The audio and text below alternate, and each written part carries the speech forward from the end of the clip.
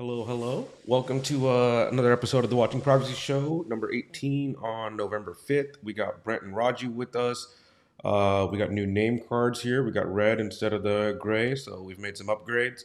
Let's see. How are y'all doing? Can y'all hear me? All good?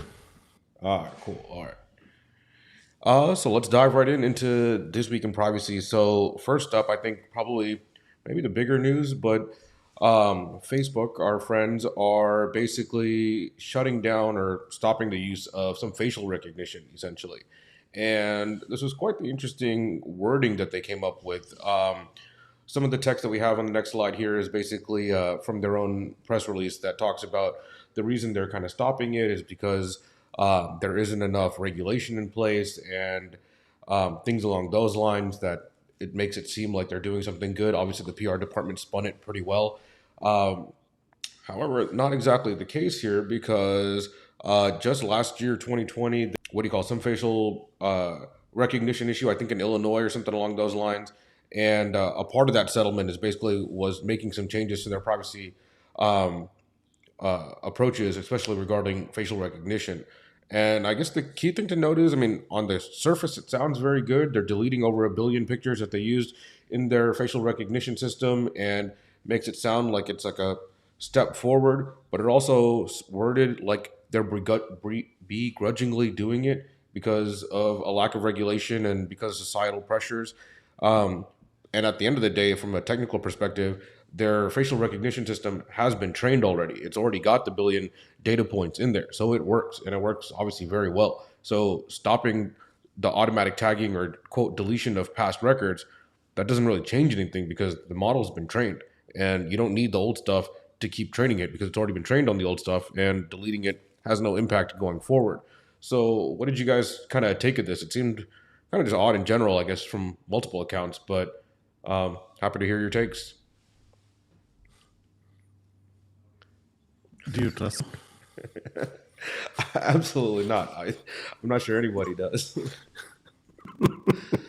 Yeah, I think a couple of things that stand out for me. One, there's more to this story than what you see in their post. Something happened behind the scenes that will likely leak in the next in coming weeks and months. But we just have to make sure that there is a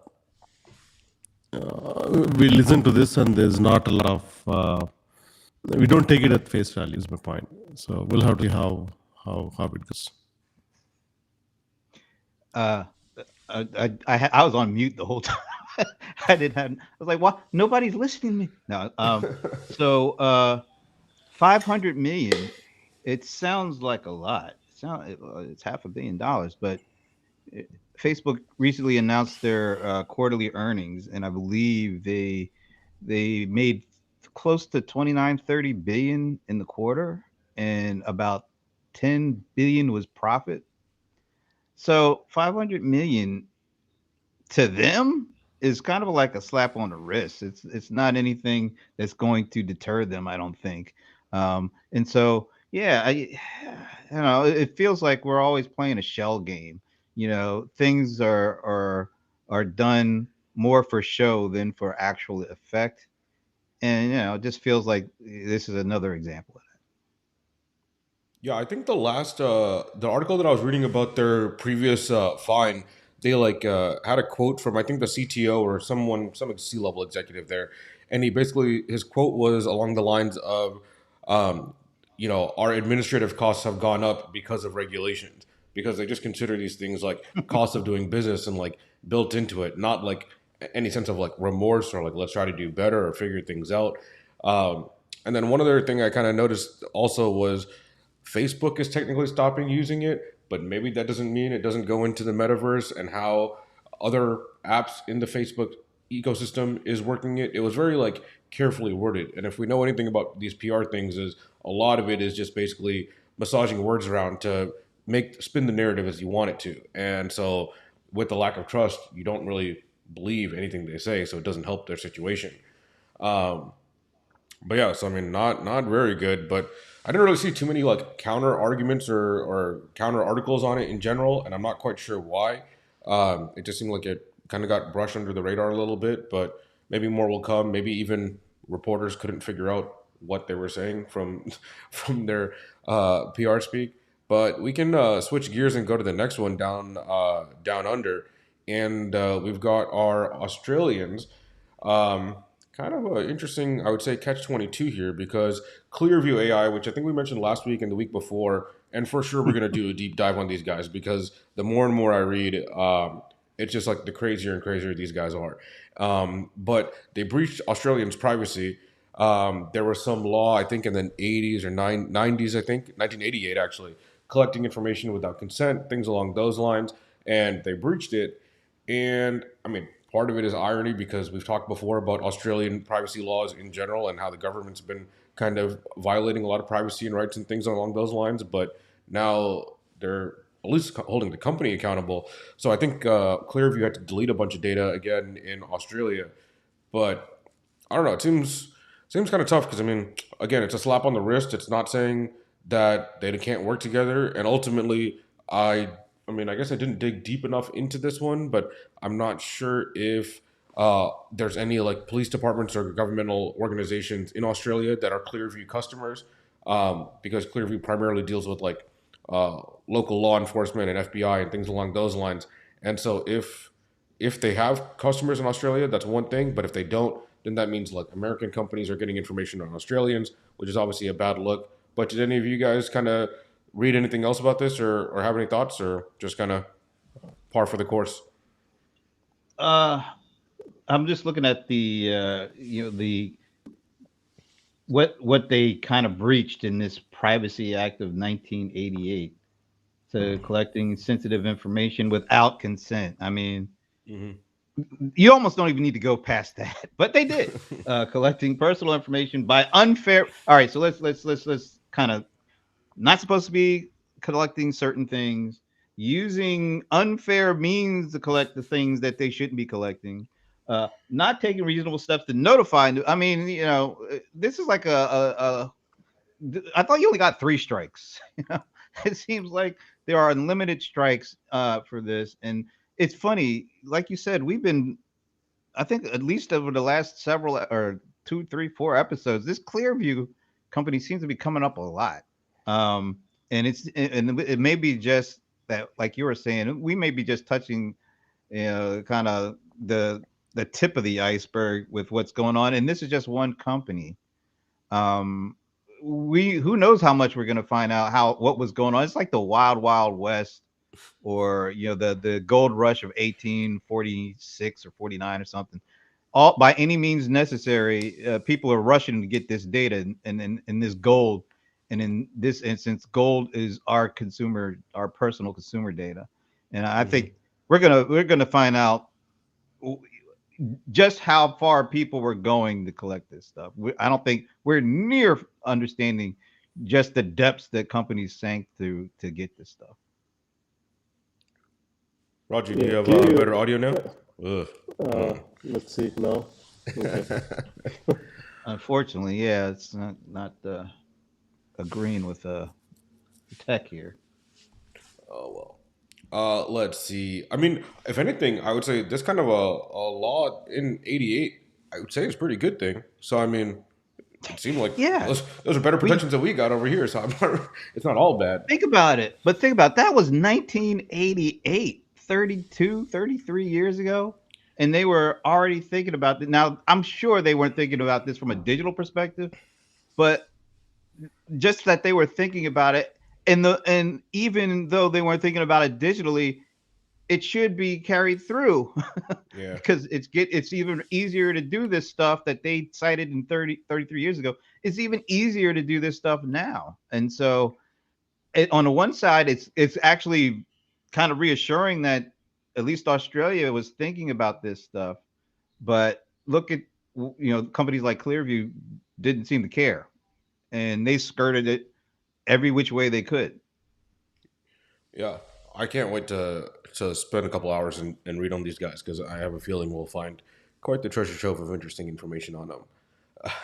Another, I guess, kind of segue based on this facial recognition and kind of just collection of information. This one was just weird because there's a company that basically is called Compass Group, retail technology company, have agreed to pay $6.8 million to resolve proposed class action alleging they collected fingerprint data from vending machine users without proper notice and consent. I mean, what are these vending machines? I've used vending machines, I guess, every now and again, and I guess I've never seen one fancy enough to have any kind of biometric scanning on it. But just why and how? And vending machines are like nasty in the first place. They're not even like clean things. You don't even really want to touch them in the first place. And so, like, what is going on with these guys? But yeah, like, who knew that like the what do you call vending machines were collecting Yeah. this information? Clearly, nobody, because they weren't disclosing it to their customers. But I mean, I Think don't know, about Brent. what they think about what they did. So almost going back to what we just talked about, collecting sensitive information without consent, Yeah. collecting personal information by unfair means. All right, so let's just do that on these vending machines. And you're right, I don't like using those things, but I have used them in the past. So think about all the things we've talked about lately. All right, we just talked about the unfair means and collecting information, but they're doing that. You put your finger on a vending machine, they got your fingerprint, and now all the things that we talked about how you can go to a data broker and start connecting the dots. Hmm. So I'm sure that they took that fingernail or that fingerprint and went to the data brokers and found all sorts of data that, and then we're able to connect the fingerprint to who we are. And now they've got all of our information just from a fingerprint that they shouldn't have been collecting for the first place. And is it right that it was, the vending machine didn't do it, but somehow some other company, or they work with another company and that's how they got the fingerprint. I'm a little confused about how treacherous these means are, and who's all involved in this. But it just goes to show you that one piece of information that you could have given, where you thought it was anonymous, you just walked up to a machine and trying to Hmm. get a Coke out, and just that act can unlock who you are and all sorts of data about you to people you have no clue as to who they are. Just seems, I guess, wildly unnecessary at a baseline. I, I, I don't know. And I was confused even reading the article. I was like, vending machine biometrics. What is going on here? Like, most of the time it's like cash, which was like annoying for a while. And then finally we got credit cards and vending machines, and that was good. But then who's really sticking their finger in there, and like for what reason? And ugh. like the person that started the class action, it was like a person at a call center that worked there, or something along those lines. Yeah, it says in mid 2019, what do you call, a former employee of a call center scanned her fingerprint on a Compass vending machine, sued the company, and stayed court. So it's like, when I was thinking at first, maybe it's like some kind of like medical thing, or like, in a secure environment, you might have a vending machine of certain like items, then it needs to be tracked properly. I get that, but this is a call center vending machine. Like, what are we doing here? So the company contracted with this vending machine company to bring those things in for their employees. Hmm. So I'm guessing that the company did not know the vending machine was going to be doing that kind of thing. But it's just crazy. It's like you're already getting paid to put your vending machine in there. Now you're going the extra mile to try to capture data. I mean, it's almost endless. Yeah, I mean, see, even like the last story and this one, people are getting in trouble for not disclosing what they're doing, and I'm not really sure that's the answer, because like, yeah, we want disclosure, but I think we know what disclosure looks like. It's a check this box for terms and conditions, and like no one's reading like 50 pages of things, so it's not like, think about it. They probably have those terms and conditions, and even then they were being shady on top of the hard to understand terms and conditions. So that doesn't help their situation whatsoever. But there's got to be like a more, I would say, layman's way of explaining these kinds of things to make sure people are aware, right? Yeah, I can think of one. A little video as you approach the vending machine. Hey, before you put your finger on this, just know that we are going to be getting your fingerprint, and we'll be finding all sorts of ways to connect that fingerprint to who you really are. Actually, you're an employee of this company. We probably already know who you are. So it's unbelievable. Yeah. I honestly, speaking of unbelievable, I think the next story I didn't really say I could see coming. Kind of a curveball all around. So Zoom is testing ads for free accounts, and so they'll have like a Mm, banner image inside the stuff, and it's just like, what are you doing? Like you had a killer year, obviously in 2020. mm. Things are going relatively good for you as a company, and you're going to introduce ads to try to milk these free accounts. And it seems kind of just like, I mean, Roger mentioned it a couple times in previous episodes, but once a company goes Yep. down this ads path, what kind of telemetric data about users are you tracking to serve up those ads? Because there's no way those ads are just going to be like statically placed, right? It's going to be based on where you are, how many meetings you've attended, what type of meetings, what companies and meetings have you attended, and who do you normally interact with, and what are their interests. And like, I mean, I'm not even in ads, and I could tell you a million different ways that I could target somebody simply based on their Zoom patterns, right?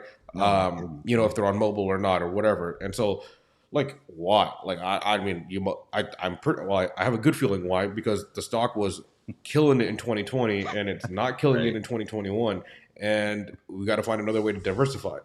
And I mean, it's not like Zoom's cheap either. And at the end of the day, I think video conferencing, part of it's getting commoditized a little bit too. I mean, every what do you call communication platform has some level of video conferencing involved in it now, right? I mean, between Teams and Google and what do you call it, Discord and whatever. There's like Oh many man. other options, right? I don't like Zoom had that head start, but it's not adding ads is not going to be the moat that you think it is, right? Create products that create value and charge more for like add-ons or whatever, and that's how you can make more money. But yeah, I think this is a very slippery slope that is going to get worse before it gets better by any means.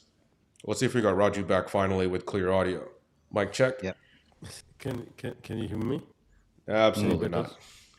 Yeah, it's You're off the still hook today. something going on. Yeah. And this was perfectly teed up for you because just what Tay just said.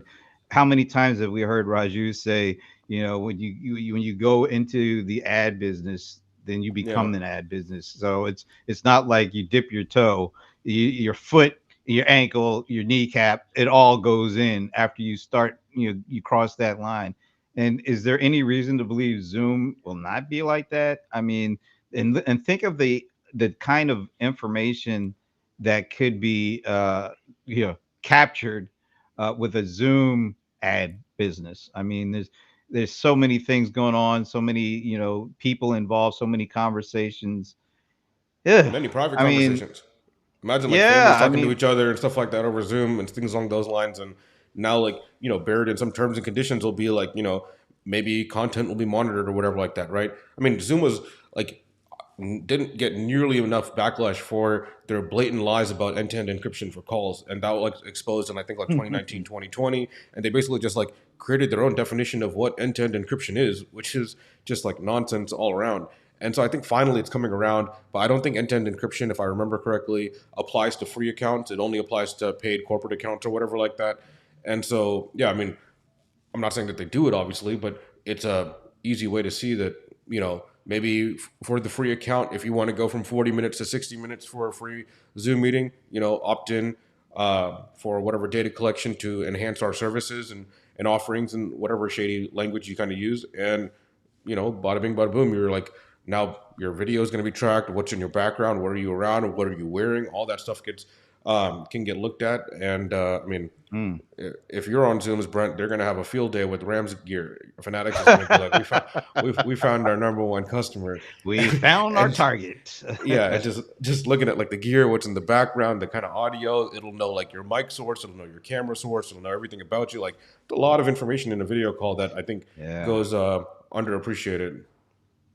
I just think about what you said about family doing Zoom. Think about the pandemic and how integral Zoom was to families being able to stay connected and stay in tune with what was going on. And that has Hmm. absolutely nothing to do with the business stuff. I mean, and the business stuff won't even be affected because we're paid for it. Yeah. But folks who are using this for free as a way to stay connected, you know, I the only thing I can say is you've already given that to people. It's kind of hard to take that away. So maybe they should do something like like you said, if they want you only get a certain amount of time currently if you're a free user. I think it's like 40 minutes or something like that. Yeah. But maybe if you want more time, if you want an hour, or you want a monthly hour count of certain, maybe then you say, all right, we'll do ads for that. But it just feels a little bit wrong to do it and now all of a sudden add this component after people have already gotten used to doing these things. I don't know. And like you said, maybe this is all being driven because of certain financial realities. But we'll see. I think they're going to get some pushback on this one. Roger, we want to try again? I don't think so. It's not his day. Here he is. Isn't he muted? I think you might be muted.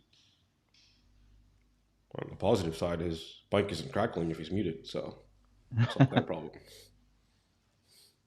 Yeah, but now we're not hearing anything. So may have been a little bit too severe solution.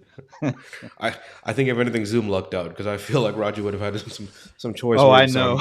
on this approach.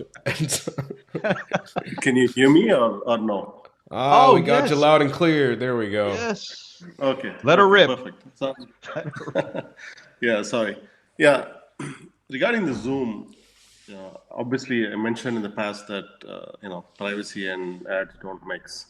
There is that aspect to it, but it's important to ask the question: why are they even doing this? Right? I don't think they have an option because part of it, I believe, has to do with the communication platforms being commoditized. They just touched on that, right? If you look at historically, communication applications and the platforms wants to be free. It's tough to commoditize or tough to keep that going over a period of time because they tend to get commoditized. Take something like instant messaging. How many instant messaging platforms made money? Go all the way to AOL, right? AIM and Mm. Yahoo Messenger, MSN Messenger to, there are some web apps like Nebus to, Skype to whatnot. Independently, they did not find a business model that was independent. Now, video conferencing, and thanks to COVID, it became a commodity. In the long run, it is going to be commoditized. So video conferencing is the new instant messaging. You got to have it, and people are not going to pay, not willing to pay. And the competition is so broad, and or at least in Microsoft or Google or any of the other vendors out there, they're going to be offering it for free, and several vendors out there will be offering it for free or close to being free. So which means if you're the vendor that is charging, well, the road, it may not last long. So they have to find an alternative business model. My guess is that's the reason they're trying to experiment with this thing where that's not to say that it's the right model, but that is probably the thinking that is going into it because you know expect Microsoft and Google and Facebook and several other vendors, Amazon, to offer video and audio conferencing for free, just like they offer instant messaging for free. That is the reason Slack had to sell because independently it may not, it did not make sense. They cannot last for, let's say, a decade or so. Zoom, as a strategy wise, may not have that runway. So that's the reason they're looking at alternative ways to monetize it. Yeah, that makes a lot of sense. And I think I guess especially after the deal for them acquiring 5 9 fell through, Hmm. they are they're still that's all they are. That's all they do. And I guess either they have to acquire something that's different that allows them to charge something above the commodity pricing, or do this thing and this ad thing. I'm just curious to see if uh how they roll it out, and if they are going to give people an option, or if they're just going to say, look, we got to do this, and we're going to do it, and let the chips fall where they may. There are other options for people, and it'll be interesting to see if the ads actually do work the way they do think they will, or will it drive these other people that weren't paying anything to another option? Because you're right, I think standalone video companies or video streaming companies or any of that is going to be hard because all the big guys are adding that to their platform, so to speak. So for them, it's just an enticement. For Zoom, it's their business. It'll be interesting to see, because their competition is companies with ad platforms, and Zoom has is going against them and playing in their home court.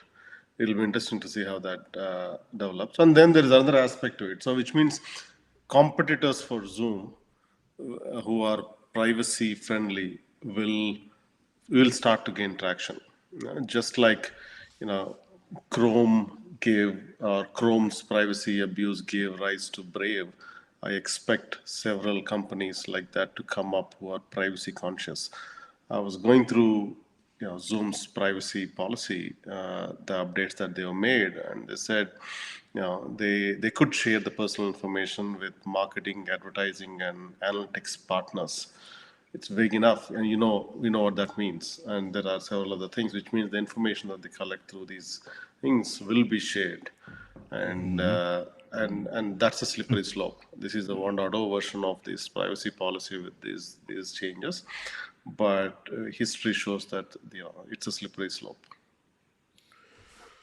Yeah, I mean, and they have to collect as much data as they can to serve relevant ads. So I mean, at least with other platforms like Microsoft or Google or whatever, they have other use cases where they're collecting information. But here, if your only use case is these conversations, then it's only a matter of time until it starts getting mined to be able to serve better ads, right? Pretty basic from there. We can switch gears to the next article. I think the title is a little bit more clickbaity than it actually was. It was a result of some of the, I guess, Facebook papers that came out in terms of how they're targeting children and all these kind of things. And so I think Ars Technica article is basically as teens left Facebook, companies plan to lure 6-year-olds. Documents show. Usually, Ars Technica, I feel like, is a little bit better than this because the meat of this article was like slim. I mean, they create Messenger for Kids, and Messenger for Kids is obviously meant for kids under 13. Um, and basically, there was like some job posting that said, like, creating a messaging platform for ages 6 to 12. And somehow the article headline became Lure 6-year-olds. And I'm not really sure that's, I mean, technically it's true, but it's not like there just wasn't a lot of meat to it. And I feel like this one got a lot more play than even the facial recognition story for Facebook this week. And I think it's just because the age thing will trigger people a lot more. But yeah, I don't know if you guys saw anything more to it or actually saw any kind of depth to the story. But I did I didn't. disappear? I No, mean, you're there. I think You're Oh, there. I think the challenge, with Facebook again, they have to keep growing. So which means they have to attract these smaller companies out there or smaller age groups out there, demographics and developing countries and whatnot. They have been trying these for various ways. And in fact, going back to the initial story about face recognition and whatnot, we'll have to see how much depth there is to it, and we'll likely see more of that story revealed in coming days. Remember, I also think there was a story this week about some leak about a watch with a camera or something like that. Yeah. Hmm. Yeah, The Yep. newest yeah. addition to the So which metaverse. means my guess is the facial recognition in its 2D form may not be interesting for Facebook, but in its the depth form with more data will be more interesting. And I think I also saw another article that talked about why Facebook, the product now, is not interested in facial recognition, but Meta is still interested in it because that's more data. Hmm. And even in Facebook's post, they were talking about why it makes sense for in-device computing, on-device computing, like Apple does with Face ID. So I think Facebook is going for more data, not less, and they're using Yeah. this PR thing for now. Yeah, typical Facebook, PR thing where again, no trust. You got to wonder, the whole metaverse thing, one one component, at least from my perspective, is now that privacy is really heating up in the real world. It almost feels like going to the metaverse allows them to think of ways to collect data and not and maybe feel like they don't have to because it's not the real world, it's this digital world, that maybe the privacy laws that are, well, privacy activities that are beginning to crop up, in the actual world, maybe they don't have to worry about in this digital world that they're looking to create. And that provides them with an opportunity to do even more data collecting without, some of the hangups or some of the legislation that they may be facing, which is kind of interesting. Because it feels like they have completely gone all in on this digital world, the metaverse, and the potential for collecting even more data, like Raju said, seems way almost sort of like the new gold rush, instead of the gold rush that's been going on with privacy in the real world. There, it feels like there's an opportunity that they're looking to get in on, to collect even more data, in this digital realm, so to speak.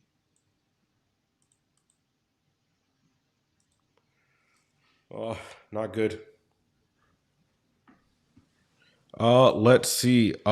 Deep dive story, I guess, for the week. And we've hinted about this before, but Newsweek did a pretty good article in terms of how your cars basically collect an insane amount of information about you.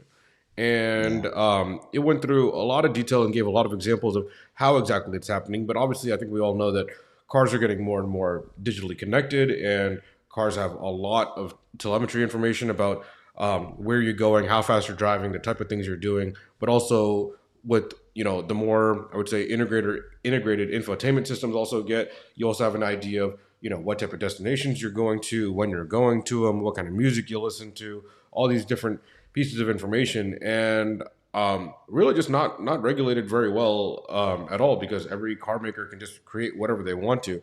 There was a crazy story in the very beginning of this article where I think the government had created a, I guess technically it's a wiretap, I think, on this car, and they basically used Sirius XM that was built into the car to track this car's location for 10 days, and or it was a search warrant, not a wiretap. And so we talked about in the past about how like Google was offering these like keyword search warrants basically, and now you have these like car search warrants that are tracking your location for 10 days based off of some software or technology that's baked into the car that you have no control over. Doesn't seem like a very good situation, but there's been a big rise of, I think, car data in general. A lot of these insurance companies have been popping up with added discounts. Every company I think has their own version of naming it, but you basically stick like some little tracker thing in your ODB or OBD, diagnostic port in your car, and that thing will have like a cellular connection, and it'll track exactly how fast you accelerate, how fast you brake, how you're driving, if there's any sudden movements, and allegedly it'll calculate insurance rates based on that. And so they call it like a safe driving discount or something along those lines. And it's really just used to track everything about you. And right now, I think most of the time they'll say that we won't charge you more for bad driving, but you can potentially get a discount. So most people think, oh, there's no harm in putting it in there if I can't get charged more for driving like a lunatic, but I can possibly, get a lowered rate. That's okay. But what you don't realize is that even if you don't get a discount, you're still giving them free data that they're then using for other purposes. So it's a it's a lose lose. Um, did you guys see anything else? I'm sure you've probably heard a decent amount about these car trackings and things along those lines, and what manufacturers are kind of up to. Yeah, I think there's a one on one side there's a transition towards EVs, right? And increasingly EVs are software centric, and majority of the car companies, the way I would say it is they are auto manufacturers that are you know adding software, but most of EV companies, Tesla in particular, are software companies getting into auto. It's the other way around. So, which means no matter which direction you take, software plays a critical role. And even in that case, privacy will be a core differentiator. And initially, I think we are still in the very initial stages. There may not be, laws and regulations that protect it, but increasingly I see those coming. You may have seen China restricting Tesla regarding the data that they collect. and they say it should not leave the country. That is just the initial phase we are in, and there'll likely be additional such regulations that will come into play, and it's just a matter of time. So so we are still in the early stages. The abuse has been brutal. I mean, today they are collecting as much information as possible without users even being aware of it, without user education. It's just like Wild West at this point, where just like we are seeing in the biometric data collection, we are seeing the same thing on the car data collection. When you combine that with your phone data and whatnot, it's just gonna get worse. So people are unaware of it. I think that's the problem. People are not being informed on what is being collected and how it is being used. I actually have an app from my insurance company. And I don't know if you can see it or not, but I don't know if you can see that or No. not, but it's tracking looking at this, like the date, the where you've gone, where you're coming from, where you're going to, the duration, the number, the distance in terms of miles, and then they can even get into, and this is an insurance company, so they're talking about you're if you're braking too hard, if you're distracted by way of you're on the phone, uh, all these different things, and so just in a short like 10-minute trip they're collecting all sorts of data about you and your, where you're going, maybe your behaviors, how you drive, all the, and they could probably tell you who you're talking to. So, like you said, it's just so much data that and of course, it's all being sold because even if you want it, I'm sure there are some pieces of data that aren't as important to you, but other people are willing to pay for it. And yeah, it's like, and that's just an app. There's not anything that, any piece of hardware on your in your car that's tracking this stuff. This is just your phone. You have it turned on, and you have your giving the people that opting into putting that data over to them, allowing them to have access to it. And I don't think, like you said, I don't think when people say, "Oh yeah, I'm opting in," I'm okay with them, tracking me just to see if I can get a discount. It's like opening the door for all sorts of ways and all sorts of information that they could get from you that you never even dreamed of when you opted in, thinking, "Oh, this is going to get me a nice little discount." Yeah, I The remember. two things, right? Good. Go ahead. One, collecting data that benefits the end user versus collecting the data that benefits the company. Today, the first one is not taken into consideration, or there is minimal benefit that is passed on to the user for collecting the data. And the first one is okay if it benefits the user, and if it helps me in some way, and I can live with that. But the real issue here is the second one. They are collecting the data to find additional revenue streams after they sold me the car. So again, the same double dipping concept. They made money when they sell the car, and then they're using the data that they're collecting and also monetizing that, selling it to the insurance companies and whatnot. Actually, I think the insurance industry as an independent entity should die, and that Hmm. actually the car provider themselves should be getting into the insurance model. That is insane. And interestingly, the insurance companies make more money than the auto companies themselves. So the entire thing will be reset Mm. in the next decade or so. It's just a matter of time. That has to happen, but in the interim, and I think that will eventually happen. I'm glad Tesla is getting into the insurance, because if the car can protect you, well, you tie that with the insurance. So, and it has to be a metric that benefits the end user. And because there is an independent entity called insurance company, and then they are trying to make additional revenue by selling this data to that independent insurance company, all of these additional data sharing and data abuse pop up. I think that itself should be eliminated in the long run. Good to see you, Yeah, I Tejas. mean, Yeah, yeah. Sorry, I don't know what's going on. It's these red name labels. It's changed everything. Yeah, I mean, like what Roger said about like there is, I guess, a potential good upside, right? I mean, why give this information to the insurance agency when the car manufacturer can track exactly who got hit, how you were driving, and like you have the data associated with it, right? I think a big good thing is probably the rise of dash cams in general for cars to protect themselves and have that all integrated in. Arguably, you could probably make a privacy case for why dash cams are probably maybe not ideal or whatever, because you don't really know when you're being filmed. But at the end of the day, I think when it comes to safety and things like that, these types of things are important. And I think auto insurance is kind of a very outdated model, and they're trying to catch up by just kind of collecting what they can. But I don't see it going very well for these fellows.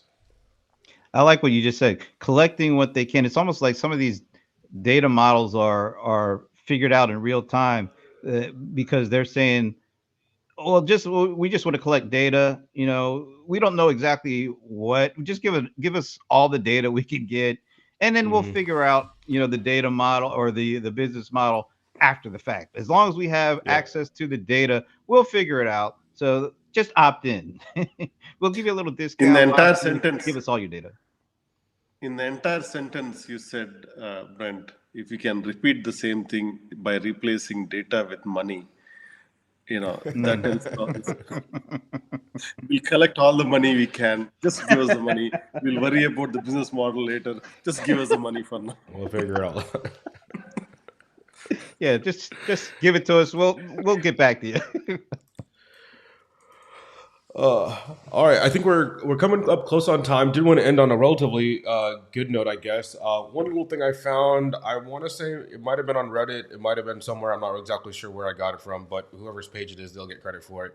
But there is this thing called the big ass data broker opt out list, and this fellow took a lot of time into creating. Basically, you can go to this link on the screen, zoho.to/opt out list, and it'll reroute you to like this person's GitHub page that basically walks through how to opt out of a lot of these popular data brokers. And so it'll have step by step instructions, take you directly to the link of the form you need to fill out or where you need to send an email to get your information removed from a lot of places.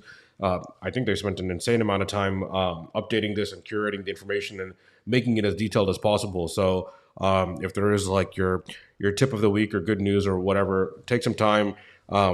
And go through this website, at least try to knock out one a day, a couple a day if you can, and clean up your basically your digital footprint that you didn't really ask for it to be tracked and organized. I just love the name of it. The big ass data broker opt out. I mean, I'm Gee, hoping that's his name and not our name. I'm okay with it.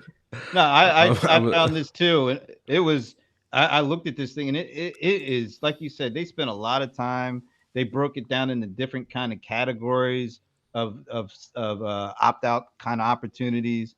Even Mhm. talk about it in terms of some are free, some are paid, some you're gonna have to like go back in time, use a fax machine to get your stuff out. I mean, it's really impressive what they did and the commitment to time to put this all together. And it seems to be, something they will continue to update too. All right. Well, let's call it a day here, and we'll link up next week. And yeah, have a good weekend. And hopefully, we don't have stuff to talk about next week, but I feel like we will. And so we'll We'll be keep doing the back. show. All right. Adios, fellas. See y'all next week. Thank you.